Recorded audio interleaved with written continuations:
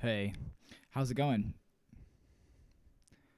Let me just get this live stream rolling real quick. I hope you guys are doing well and you can hear me okay.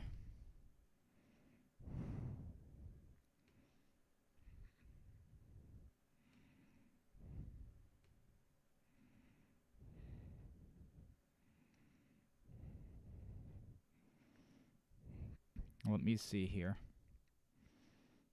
Yep, looks like everything's good right now, so that's good. Awesome.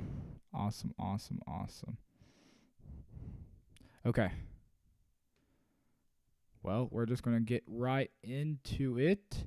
I hope you guys are having a good evening and you can hear me. Today, we are going to be coding the game Pong, or I'm going to try to at least code part of it during this live stream. I might have to break this up into a few sessions. Initially, I was hoping that it would only be one session, but there are some things in the game that make it more complicated than I had first hoped. Seems even Pong can be a game that can be challenging to make if you've never done it before. So I want to encourage you if you're new to this sort of thing. It's kind of like I'm giving this a game jam mentality, which means that even if maybe my code's not the cleanest, it might not be the best way to make the game or program it. I'm just focused on actually making a game, actually trying to get it done. So if there's any syntax that's not done the best, I apologize for that. But right now I'm going to be focusing on making the game. This is not really so much of a tutorial as it is making the game. Of course, I will explain things, and I hope that you will come along with me and enjoy it, and I'll be able to teach you guys as well. But let's just go ahead and get started. So I have gone ahead. Let me tell you what we've done so far. We basically have just a folder, Pong.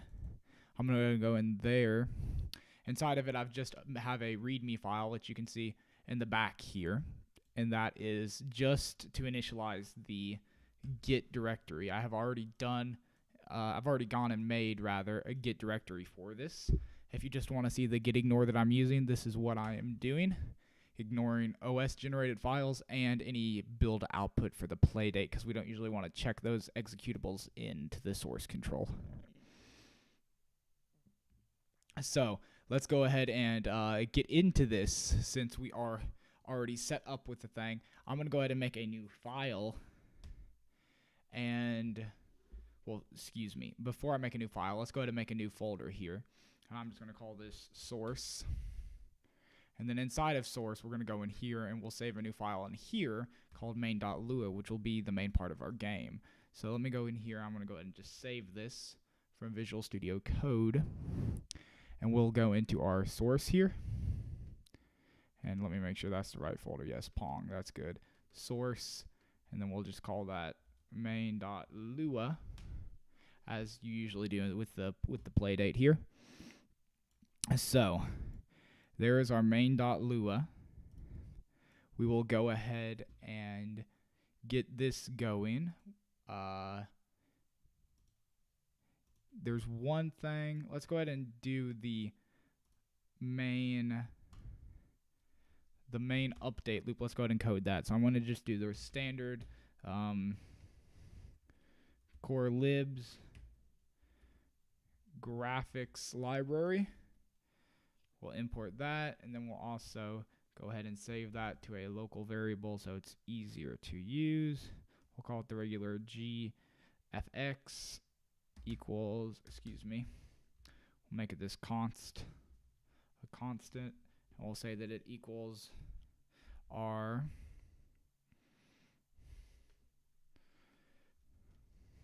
playdate.graphics.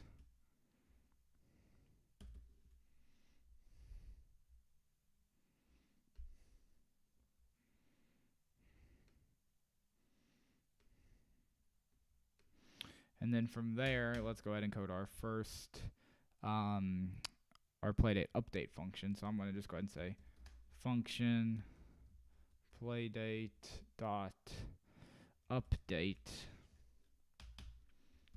And then in here, let's just go ahead and draw a cube maybe to start here. So let me see here. I'm looking at my notes on the other screen. I am going to have a few notes in this video, so not something too drastic, but just a little thing to help me, you know? So let's go ahead and do this. Let me see here. We'll go ahead and do gfx dot fill rect, and then we'll do let's just do 0 for our for our size we want. No, that's the position. The position is first, and then the size is next. So we'll go ahead and do that. 0 0 10 10, and then we'll go ahead and save this with this is the very basic code that you need to draw a cube. So we'll go ahead and save this, and then we'll go ahead and run this in the Playdate simulator. But now I just want to take a minute to show you our project folder here. We have our source, and there we have main. I am going to go ahead and add a build script here. Of course, I'm on a Mac OS computer, so this might be different if you're on Windows, but it'll generally be the same thing. I'm going to go ahead and hit new file, and I'm going to say that we're going to make this a shell script, so we'll do the regular bash for a bash file here. And then we will say pdc for Playdate compile. We're going to be our source folder. And we're going to turn it into the output of pong.pdx. Now I am also going to add another command to just go ahead and open that in the Playdate every time we run this build script. This will open it in the Playdate simulator. This line, the first line here compiles it. The second line goes ahead and opens that new file output in the Playdate simulator every time we run this script. So I'm going to go ahead and save that. It's going to prompt me, and I'm going to go one folder up and save it in the same folder that the readme is in. So we'll go ahead and say this is build.sh. I'll go ahead and save that. There we are. So let's go ahead and keep going. Let's see here. So if we bring up a terminal, let me go ahead and get one of those open to our directory. And this is a little shortcut you can do. If you have your directory open in the file viewer, I'm going to go ahead and close this. You can just right click it and open terminal at folder, and I find that very useful. And you should even be able to do that on Windows, but I believe you have to hold shift and right click to do that on Windows. But anyway, so now that we're inside of our, I shouldn't have taken that way. We're inside of our folder here. If we go ahead and list the files, you'll see our 3 files that are over here. And what we want to do is just run a command to make this file executable, because I believe if we just did, if you just tried to run this right now, since it's a shell script on the Mac, it won't run. We have to do a chmod. So we're going to do chmod plus x for executable, and then build.sh. So there you go. I went ahead and made it executable. Now on a Mac, we're going to do bash./ and then build.sh, which this is just telling it to run with the bash, to run the bash script, build.sh, and the slash right there just means that we're in our current active directory. So I'll go ahead and run this, and we should see our Playdate. Yep, it built it here, and it should go ahead and pop it up. It popped it up on my other screen. Let me drag it over. Here it is. Yep, it drew our cube. Let me go ahead and make this a tad bit bigger so you guys can see that well on the stream. Let me see. How do I do that? I think that it is right here. There we go. Hopefully you'll be able to see that a little better now. Okay, so yes, it went ahead and built our it exported our game to pong.pdx like we wanted, and it has our source from the main folder here, or the main file, So we're going to go ahead and keep working on this to make this Pong actually start to be a game. So I will periodically, on my other screen, just be running this same command. If I ever say I'm going to compile the game and look at it, I'm just running this command for this shell script here. And of course, that shell script is just very simple here. I'm going to move this down here because I'll probably just run it from my other screen. I'll bring this folder down here too. That shell script is very simple. This is all it is. Now, you can do this on Windows, but it'll be a tad bit of a different script. But I won't really cover the build scripts now. I do have a video on building the game, and you can watch that if you want to. But this is how I'm going to build it on the Mac for now. I am putting all of this stuff up on GitHub where you guys can see it as well. And if people want a Windows build file, I'll upload one later. I imagine it won't be hard to make one of those for you all. So I'm going to go ahead and exit this build script, and we'll go ahead and get started on the main part of the game. So the first thing that I'm going to do is I think I'm going to just try to, let me bring this back up. I'm going to try to make our little Pong cube, or square, excuse me, just kind of bounce around the screens.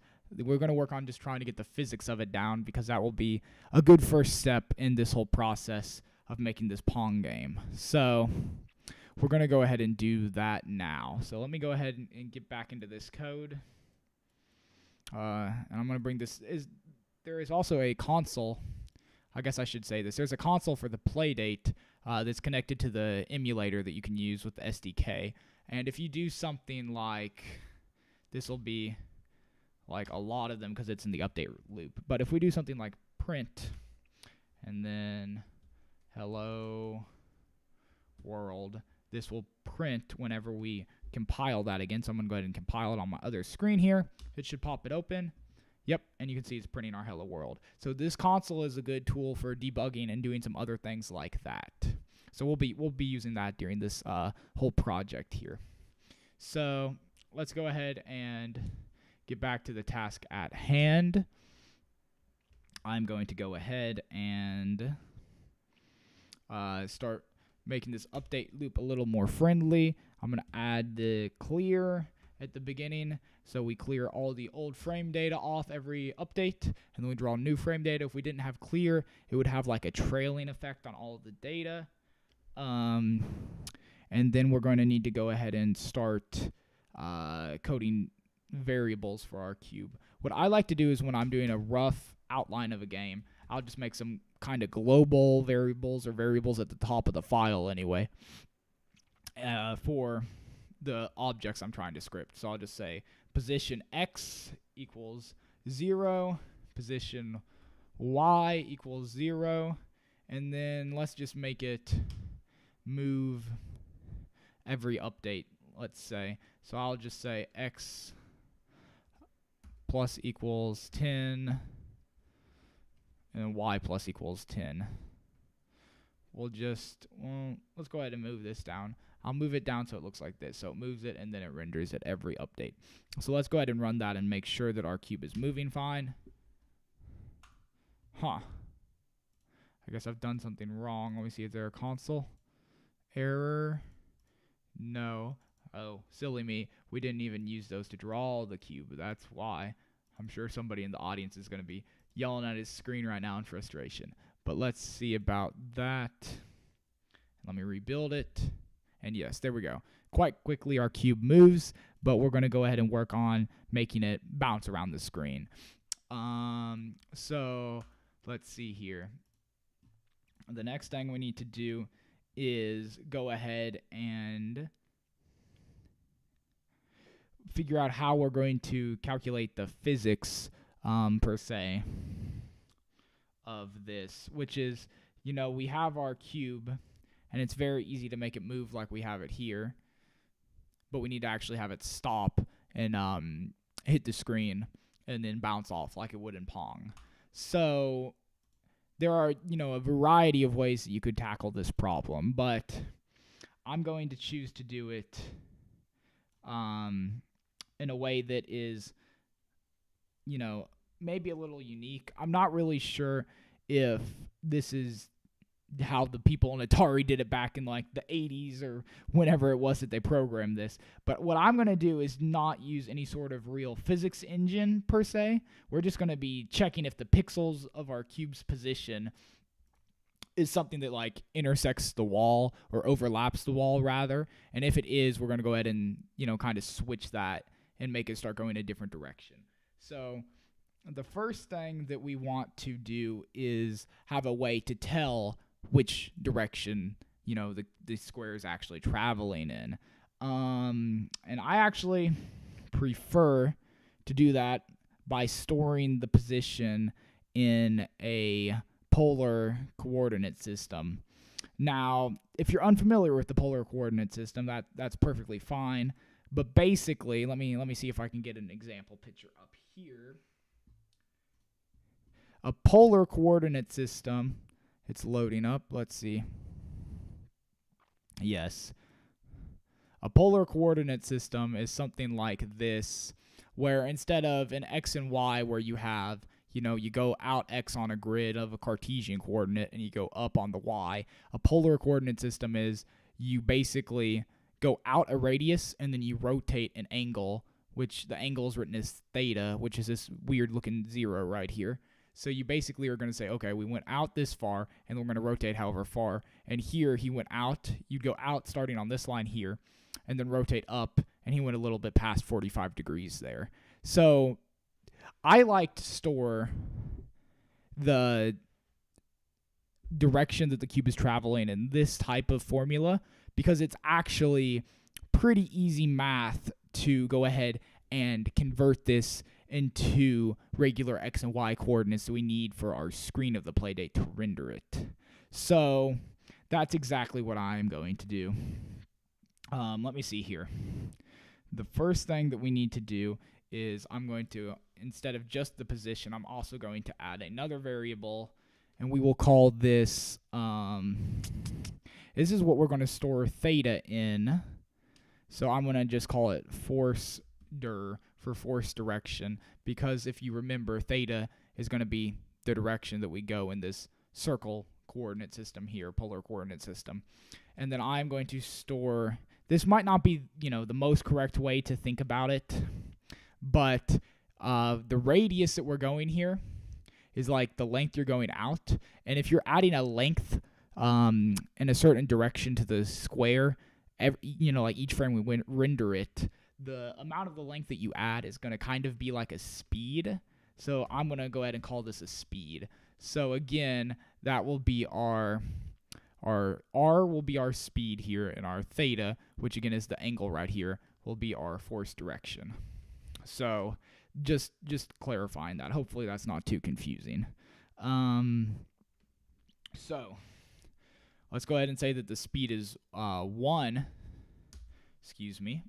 Let's say that the force direction, we'll keep that at 0 for now. So if we were to run this whenever we get the physics working, the square, from my understanding, should just go straight to the right. Because if the angle is 0, on a circle here, that would be straight to the right. So let's go ahead and get this up and running. I'm going to go ahead and make a small little calculation function to each frame, add these force directions and speed to the position of the cube. So I'm going to go ahead and just call this function maybe, let me see here. I'll just call it calc physics.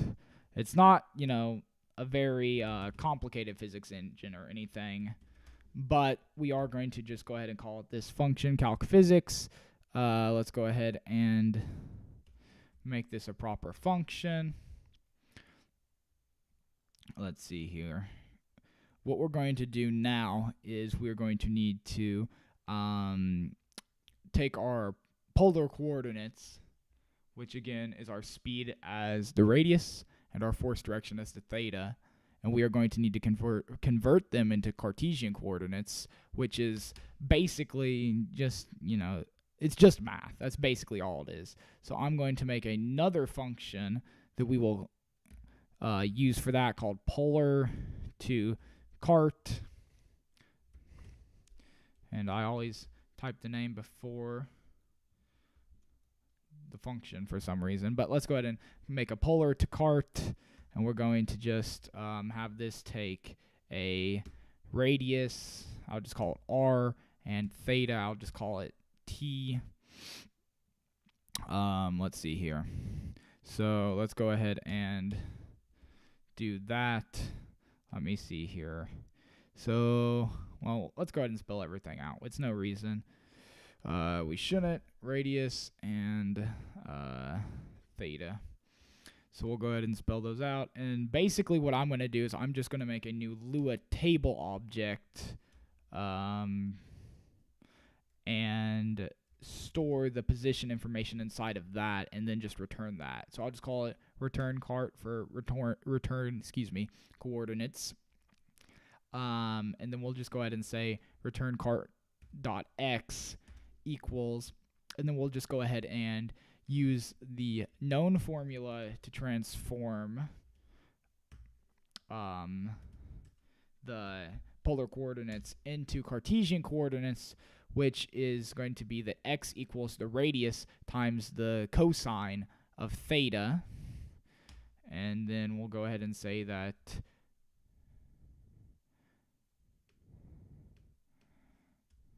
we'll go ahead, something popped up on my other screen. We'll go ahead and say that the y of our coordinate is going to be the radius times the sine of theta.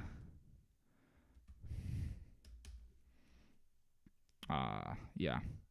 I don't think you need semicolons. I'm not sure why I added those. Let's see here. Math.sine. Yep. So x equals radius times the cosine of theta, and y equals radius times the sine of theta. And then we will just return our whole Lua table object that we just created there. So I'm going to go ahead and save that, and then we can use that in our calculate physics function here. That will go ahead and work for us when we go ahead and take our force direction and our speed, and we find out what the new position of the cube will be. What am I trying to say? It's kind of I'm not explaining it very well, but I think it'll make sense when you see it. So let me go ahead and code this. I'm going to just say what do I want to say? I'll just say force equals, and then we'll say polar to cart. I'll copy this function over here, and instead of radius and theta, we're going to say our speed was our radius and our force direction was our theta. So that'll give us our force in an x and y form that we can use in our Playdate's, regular x and y screen coordinates. And what I'm going to do is I'm going to say that our x is going to be plus equal to our force dot x, so it applies the force to it. And I'll do the same thing for the y position. Y equals force dot y. There we go. So I'm going to take this now and call it every update. So let me save that. That should work, and I might be completely mistaken about what's going to happen here. But from my understanding, since we set our force direction to 0, we're going to be going straight to the right. Let me go ahead and discuss something real quick. I'm going to bring up, another example. Here is let me get just a unit circle up here. Here's a unit circle example. And as you'll note, it shows just the different angles that make up the mathematical unit circle. It's similar to that other one we had before, as you can see. But the difference is this one also shows radians, which is going to be important because that is actually how we're going to have to store our degrees of rotation. We're not going to store it in degrees of rotation. We're going to store it in radians. So you see 0 degrees here is 0 on the radians. But if we go to like 30 degrees here, the radian measurement is pi over 6, 40 degrees is pi over 4, 60 degrees is pi over 3, 90 degrees is pi over 2, 180 degrees is just pi. And if you came back all the way around, 2 pi, it doesn't show this, but 2 pi would be 360 degrees. So that's how we're going to have to store it, is not in the degrees form, but in the pi form. And, I think it kind of helps if you have a unit circle. I don't have this memorized, but it helps if you just have a picture of this you can pull up and just kind of look at it to wrap your head around what's going on. So let's go ahead and go back to our code here. And I'm going to go ahead and run this, and let's see what happens. Hey, looky there. I was right. It's going straight to the right. Let me make sure there's nothing going on the console. It looks like we're good there. So that is fantastic. Again, that's because we set its force direction to 0. And on our unit circle here, you can see 0 is going straight to the right on the Y. Or excuse me, on the X. So let's go ahead and try setting the speed to something higher, like 5. It's going to be a lot faster. And let's see. See, that was the speed right there. Let's see with the 5. Does it actually make it faster? Oh, yeah. I would say that that does make it faster. So that's working pretty well, too. Let's go ahead and keep it on 1 for now, though. So let's keep moving right along here. We're going to go ahead and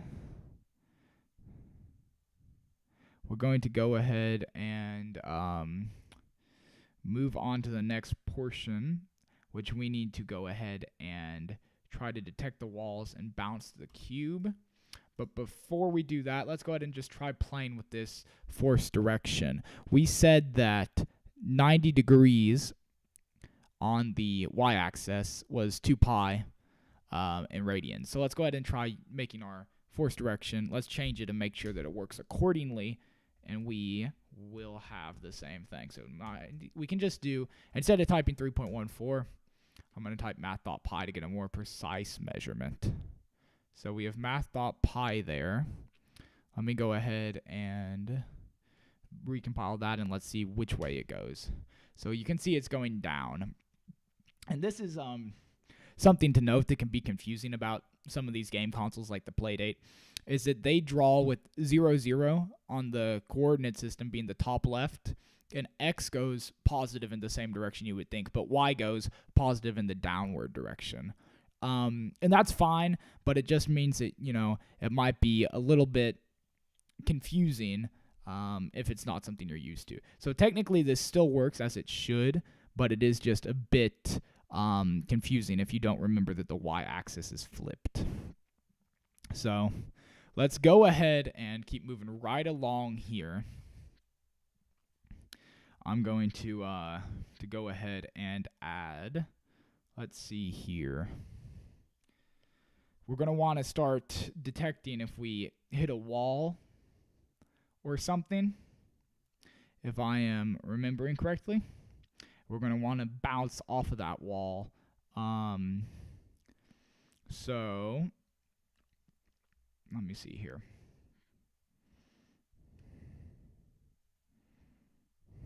Let's go here. No, excuse me. I'm just looking at my notes over here for a second. So what we're going to want to do is go ahead, and I'm going to set some local variables to determine our max width and height. Now, you can use a Playdate function to just grab the screen width and height, but for my purposes, this will work better, and I'll tell you why. Because we're going to be able to take our regular 400 pixels that is, the X direction. The screen on the Playdate is 400 pixels wide, and I'm just going to subtract 10 for our size of the cube down here, because you notice we're drawing it in a 10 by 10 square. So we don't want the cube, right? Like if I reload this, we don't want the cube to be detected to hit the bottom, when it's already all the way past it. We want to detect it right when the bottom first hits it. So to do that, we have to do, minus 10 on the width and the height. So let me go ahead and do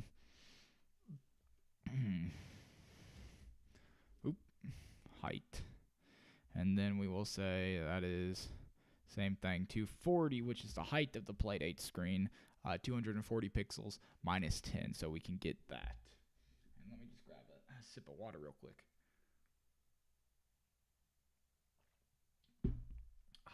Okay. So let me see here. We got our screen width and height. The next thing we're going to do is see if the Playdate hits it or not, which from my testing, it's pretty simple to check that. This is how we're going to basically do that. Oh, excuse me. I forgot one thing. Along with the screen width and height, it's good to add another set of variables to kind of help us with some of the physics stuff, since we're going to kind of be spoofing, kind of faking the physics a little bit. We're not writing like a full physics engine for this Pong game. We're going to be taking a little bit of a shortcut. So I am going to say we're going to make another one called local. And like I said here, let me see here, sorry. I'm looking at my notes.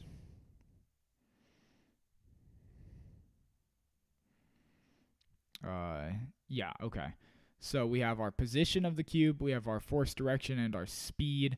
I'm also going to track which direction the cube itself is moving in, whether it's positive or negative on the axis, the different axes. So for example here, the cube is moving in the negative y direction, and it's not really moving in the x direction at all. But if it's moving in the negative y direction here, we want to keep track of those directions that it's moving in. That'll just help us fake the physics a little bit easier, and I'll show you why that's important in a little bit. But I'll just say x dir equals, and I'll just keep it simple. It'll either be 1 or -1 if they're moving in the positive or the negative direction. So x dir and y dir. So we'll just keep it like that.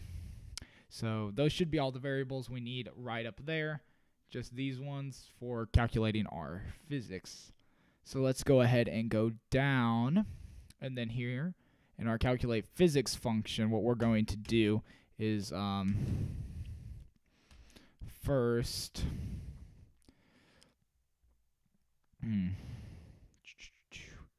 let's see, we're going to go ahead and do our first one.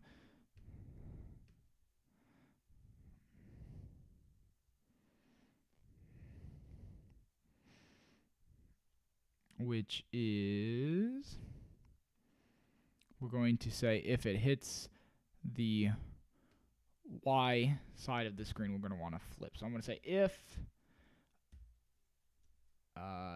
isn't it x pause? Yeah. If x pause is greater than or equal to our screen width, then we're going to want to set our direction to go back the other way. So let me get this back up, for example. Let me build that. In the y direction, it's okay. Let me just do this. I'll just set it back to 0 for now. We'll set that back to 0. Comment that out with the slant right there. Double slash. Oh, come on. Did I not set that correctly? It said I had an error in my compiler where I think my if statement, it didn't like that I didn't finish that. So let me just do an end right there, and then we'll compile that again. Hopefully it'll be moving the right direction now. Yes, it's moving to the right. So when it touches the right side of the screen here is what we're checking for. We want to flip the direction so it'll be going the other way, basically. So what we're going to do that is I'm going to say if it is greater than or equal to the width of the screen, which remember, that's going to be when it just is touching that very edge because we did -10. We're going to flip that direction. Then we will say that x direction equals -1.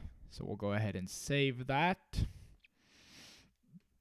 And then we'll go ahead and make our next little one here. It's going to be if x is, we're going to do an if else before the end. If else. And then it's going to be if else position position X is less than or equal to, I can't type, less than or equal to 0, not 0, then we will do we will say that the X direction is then going to need to be +1 to make the cube move in the right direction. So that's going to be if it bounced off of this screen and then started going back the other way. When it hits this side, we would want it to be a positive X direction, so it goes on the other side. And then let's go ahead and go down, and let's do the same thing for our Y cubes. So we're going to say if, and I'm going to go ahead and say, let me just highlight this, and then in Visual Studio Code, you can do Control D on Windows or Command D on Mac to select multiple occurrences. I'm going to go ahead and change both of these to Y right there. We'll do the same thing here. Same thing here. Change both of those to a Y. And then that was our Y position, and our Y direction are now being flipped. And instead of screen width, we need to say screen height. So if Y is greater than our screen height, then we'll go ahead and make Y in the negative direction. And if Y is less than or equal to 0, we'll go ahead and make Y in the positive direction. And that should be good right there. Let's go ahead and keep coding this here. So what I'm going to do is go ahead and now that we've done this, we need to go ahead and say, okay, so we know if it's going to be, we know basically we're tracking which direction it should be moving in, right? It should be going in positive X, or it should be going in negative Y. We need to actually change what our force direction is up here based on which way the cube should be moving. So I'm going to go ahead and add those if statements now. So there's going to be 4 of them, right? Because we have 2 directions, and each one has 2 possibilities. So 2 times 2, that's 4 different possible direction movements, which if you think about it, perhaps there could be more later if we wanted them to like move straight, maybe. But I'm going to try to just keep these physics as simple as possible. Like I said, we're trying to just fake it. So that means that we're going to go ahead and just keep the cube bouncing at 45-degree angles whenever it hits the wall. So it'll be nice. Like, for example, let me get over to this chart. If we just bounce at the 45 different degree angles, so that'd be like 45, 135, 225, and 315. If you watch like gameplay of Atari's Pong, like I would say 90% of the time the cube's moving at a 45-degree angle. It's not 100% of the time, but it is 90% of the time. So we might be able to account for special cases later, but let's go ahead and add those cases now. So let me go ahead and write some of those if statements. Let me grab a sip of water.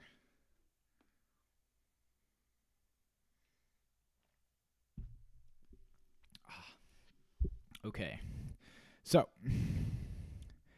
we are going to say if the X direction and Y direction, we need to say if the X direction is positive, so greater than 0, and the Y direction is positive, greater than 0, then we are going to want what angle on the cube? Well, I'm going to say that we want our force direction to be, let me bring back up the unit circle, but if the X is positive and the Y is positive, so remember on our Playdate, X positive means, it's going to the right, and Y positive means it's going down. We're still going to want it to be, one of these 45-degree slants, and we're going to choose 45 degrees. That should make it go on the screen. Let me get the screen back up. On the screen, if it's positive in both directions, I should make it go down like this. So we're going to go ahead and when it's going down like this, we'll say it's 45 degrees, which if we look over here, 45 degrees in radian is pi over 4. So let's go ahead and make that pi over 4. And then we'll go ahead and make another one. We'll say if the, let me see here, if the, let me go ahead and copy this one.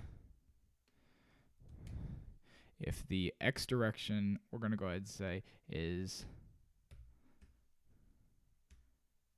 less than 0, and the y direction is still greater than 0, then we're going to say that means that on our screen, that means y is going positive, but x is going negative. So if y is going positive, but x is going negative, it would be coming down the screen like this, but it would be going towards the other direction. So it would be going up like, it'd be going down, and it would be going to the left. So down and to the left like this.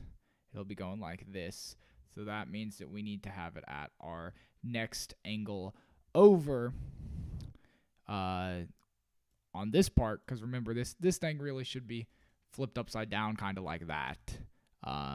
Well, that looks confusing now, but basically this thing should be flipped.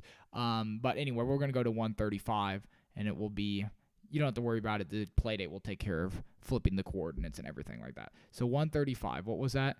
That was 3 pi over 4. So let's go ahead and do 3 pi over 4, which you can just multiply 3 times the pi. 3 times pi over 4. That should be 135. And maybe I should make a few notes here. This is going to be 45 degrees. And here, maybe I can even copy a little degrees symbol, so we know 45 degrees. There we go. And this one will be 135. Oh my hands on the wrong keys. 135, and then we'll go ahead and do the next one. Let's copy that, and then this will be if our x is less than 0 and our y is also less than 0, that's going to be our next direction. So if they're both going in the negative direction, it would be like this, like the mouse going towards that top left corner of the Playdate screen, and it would just be going around to the next one on the Playdate here, which would be 225 degrees, or 5 pi over 4. So let's go ahead and do 5 pi over 4, and that'll be 220 degrees. Excuse me, 225. Right? Yeah, 225. Okay. 225, 5 pi over 4. There we go. And then let's do another one. I'm going to go ahead and copy that. And we are going to say that this one is going to be when x is negative, when y is negative but x is positive. I believe this is the only one we haven't done yet, because each one of these should appear twice. This one's twice, okay. This one's twice, okay. This one's twice, good. And this one is twice now, yep. Yeah. Yeah, okay, good. We should be fine there. Anyway, when x is less than 0 and y is less, or when x is greater than 0 and y is less than 0. So that means that it's going to be going like x is in positive and y is in the negative. So it would be going like this towards like the top right-hand corner.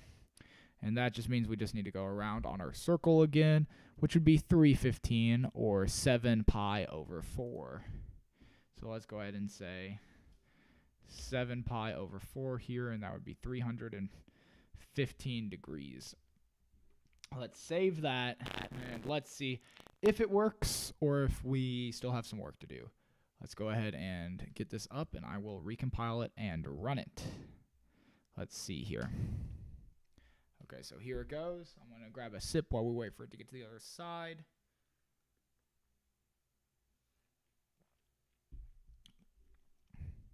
Looky there, it bounced off the bottom.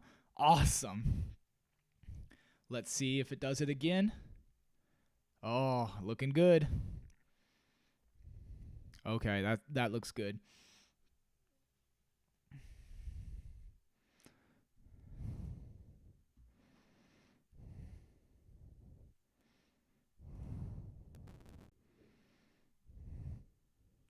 Bounced off the bottom again. Let's make sure we can get this wall. Yes, there we go. That looks very nice. Okay, so one thing I notice is it's incredibly slow. So let's go ahead and just turn up the speed for a moment, shall we? So let's go ahead and say 2. And one thing I also want to say is it starts in the, it's still starting in the very top left corner of the screen there. It'd be nice if we could go ahead and give it a little bit of a different starting place. Let's go ahead and start it at 200 and 200, so it starts in the middle of the screen. And let's see what that looks like if we run that. Okay, there it was in the middle of the screen. So I feel like, yep.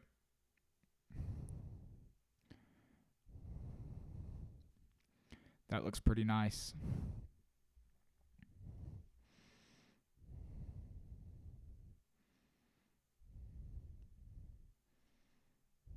Awesome. That looks pretty good. Pretty good right there. All right. Kind of mesmerizing. I could just watch this for a while. Anyway, let's go ahead and take that and clean it up just a little bit. That is basically the core of the physics engine that we have. Now we'll just need to start adding the actual player input, player paddles, things like that. I'm going to go ahead and get rid of that comment there, and I'm going to clean this up just a little bit. So what I am going to do is I'm going to first move some of the math functions, like this math function here. I'm going to move that to its own file for just kind of some static functions, just to kind of clean them up and get them out of the way. And also, we'll move some of the things like perhaps the screen sizes, and maybe we should make a Lua table for the direction of the Pong ball here. But real quick before I do that, I do want to go ahead and make a commit because we have our physics working here. So I'll go ahead and make a commit on the GitHub branch. So let's just go ahead and say, and what should we say here? We'll say square physics working. We'll go ahead and commit that, and I'll sync those changes out to the master, which I will link this GitHub in the description of the archive of this stream so you guys can see it as well. But anyway, let's keep going here. What I want to do is go ahead and make a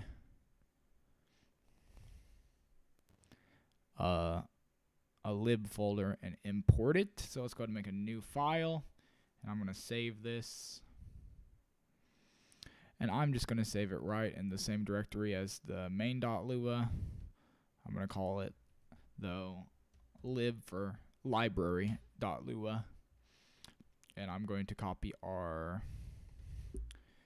polar to cart function to that. So let me go ahead and paste that here. And then I'm going to also go ahead and, is there anything else I need to copy? We kind of need this here because it's accessing the variables that we declared earlier. But I think I'm going to move the screen width and height inside of the library because it should be able to have those. I think if I define them here, I can see them in the other file. I'll have to test that. But let's go ahead and import the library too, which should just be imported. I think we can just do this to import the library there. So let's save that. Let me see if that'll run still or if I've botched it up. Let's see. And let me also bring up that console.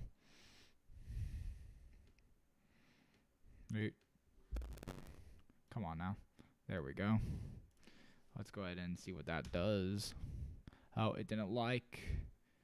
Attempted to compare with a nil with number on line 15 there. So I guess it didn't like that I, was it line 14 and then, excuse me, line 27 in calc physics. Yeah, I guess it needs those here. So we'll go ahead and put those back in the main file. That's fine. But we'll keep the puller to cart function there. That should work since it's a function. Let me put those back here. Let's run this again. Okay, no errors, and it does look like it's working. So that's good. We'll go ahead and keep cleaning up the file real fast.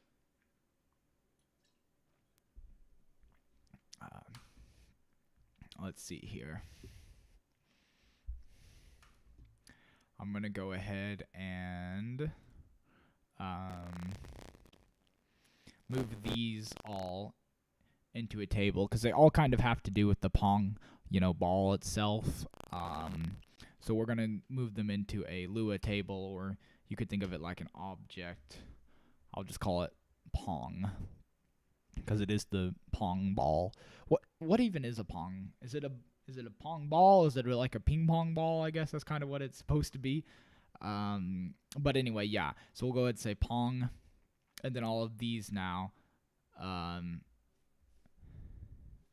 will be part of this. So I'm gonna go ahead and do this, and this is a trick you can do also. If you have your if you have a traditional mouse, I don't think mine's all corded up. I don't think you can see it, but you can press down the scroll wheel button and it'll let you drag over multiple lines in Visual Studio Code. So I'm going to do that, and we'll go ahead and say Pong dot pause position X, Y, force direction, speed, X direction, and Y direction. That's what we're going to say there. And we'll need to go and find all the places where these are used and add Pong there as well. Let's go ahead and space all those out. Let's just look for it and see if I can't find it. So that'll be speed and force direction, and that'll be speed and force there, and then it'll be Pong, Pong, Pong, Pong.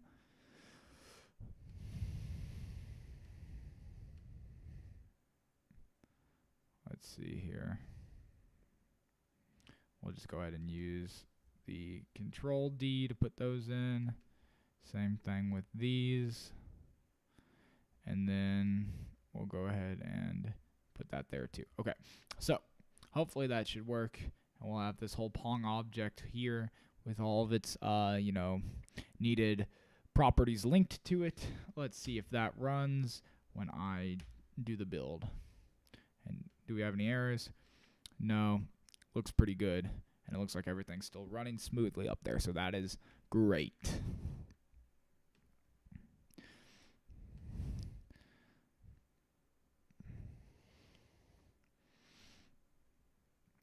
Awesome. So another thing we can do just for fun is we could just do a test to see how many Pongs can be added on our system here. So what I'm going to do is, since I have Pong as an object here, well, first I should say this is basically how I want it. So let me go ahead and save all that. And I'm probably going to need to make a commit real quick so I don't lose my progress. But what I want to do is we can make our calculate physics function. Instead of using the global Pong, we could say that it's going to take like a local Pong or something. So what we could do then is like this. I'll just say Pong L for now. And again, I'm going to undo this later because it's probably not worth keeping it. But I do think it would be fun to see. Let me do Pong L. And then we will find all of the Pongs.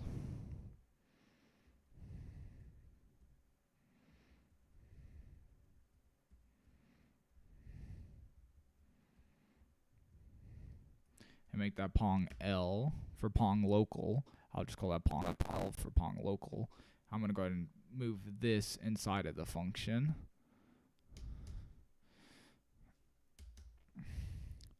Anyway, let me see here. We'll put that down here at the bottom. So it also uses Pong L. And what this will do is it will allow us to make quite a few ping pongs here. So let's go ahead and now we can basically render the physics for any number of pongs. So if we just put our first local pong in there, it should still work. Let me do that. Okay, so it still works fine. That's good. But what we can do now is we can add a for loop and make like an array of pongs. So let's do that. Let's make our first pong here. And then let's go ahead and make a let's make another thing called, I'm going to say local pong. We'll just say pong array maybe. And we'll do this. And then if we go down and we say like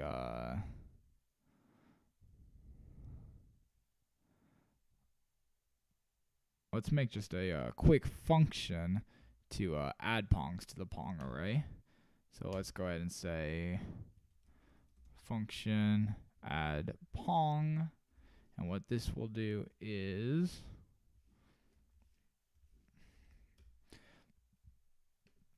it will go ahead and let's get the length of pong. So I'll say local length equals, and then in Lua, this is how you get the length of an array.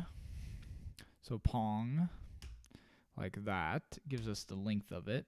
Then we'll say pong array, and the index will be length plus 1 because we're adding a new index. And we're going to say it equals an empty table. And then we'll say length plus 1 dot, and then basically all these things again. So let me just copy this. And we will space those out and just copy that there, put it here, and that'll be simple. There we go there. Yeah. So that'll be our add pong. Every time this is called, it will add a pong to our little pong array here. And let's go ahead and just comment this out for a moment. Yes. So there's our little pong array. So we're going to go down and add a for loop. I'll go ahead and comment 2. We'll add a little for loop to loop through our pong array there. Let me see here.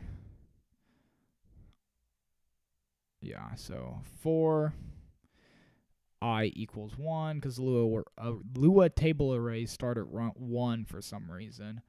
Can't talk, but yeah. So we'll make our length again the same thing, and we'll say 1 until you're to the length, and then add 1 every time. Then we'll say do end, and then in here we'll say calculate physics for pong array I. There we go. So that should loop through all of them. Let's go ahead and have it to be where we have some player input, and every time they press a button, maybe we add a pong ball. So I'm going to go down here and just make a quick function to track player input on the A button.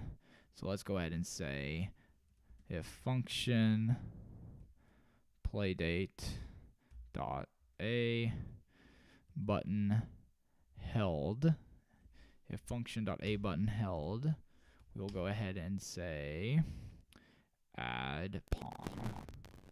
So let's go ahead and save that and run it. Let's also bring the console up just in case anything happens. So here's the A button. Wait, am I doing that right? Maybe I've done something wrong. Let me see here. A button held. Ooh, excuse me. I did held. I just want down. So it can happen very fast. Let's go ahead and recompile that. And we'll do that. Okay, there's 1, 2, 3, 4.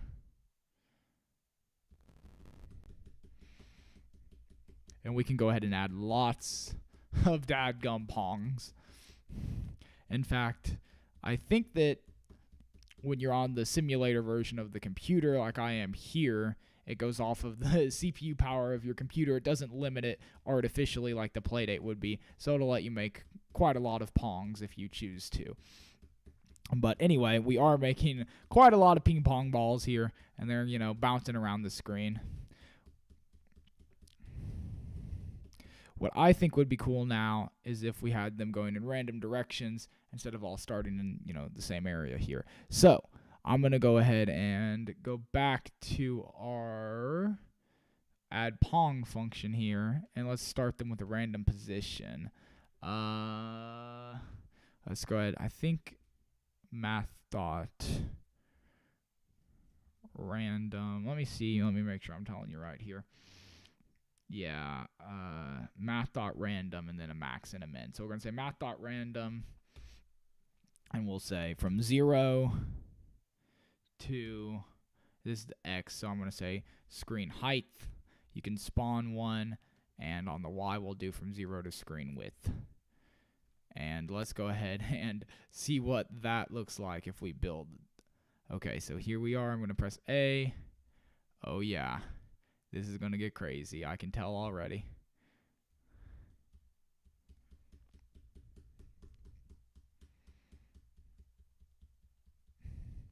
Oh, yeah. We're going to have a lot of ping pong balls going around now.